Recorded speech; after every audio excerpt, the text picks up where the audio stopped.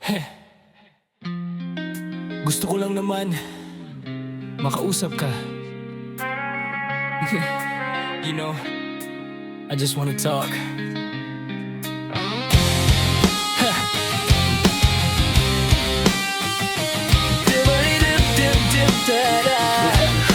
Flinty on the beat. Halos 5 oras na akong nag-aantay sa'yo.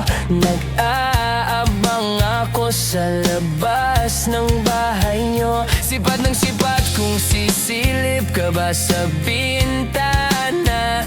Magpakita kay parang di yata. Ilang beses ka na, lagi na lang ganyan. Kung iwasan ako'y parang ayaw akong nandyan. Sa susunod na punta ko'y pagbuksan mo na sana. Kasi kahit anong mangyari ay di ako mawawalan ng pag-asa.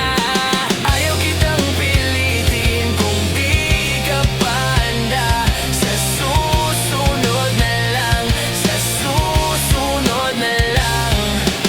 Ayaw ko na bibitin, kaya mabuti pang ako'y uuwi na lang.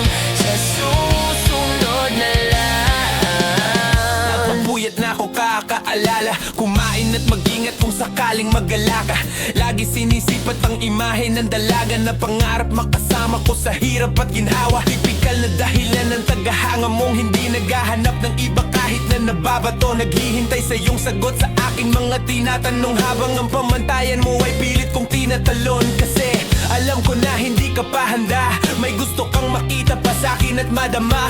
Kaya ito ako naghahanda. Kung madapa, kung mabigo sa ngayon, ayos lang kasi may bukas pa. Di na uubos yun, kaya kahit kumukunot na ang noo ko sa alon natin, sumusunod na lang. Susuyuin ka kahit hindi mo pa mapunuan yung ikaw sa salitang tayo. Ayos lang sa susunod na lang. Ayaw kitang pilitin kung di ka pa handa.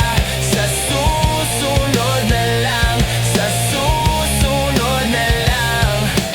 Ayaw ko na bibitin, kaya mabuti pang ako'y uuwi na lang. Sa susunod na lang.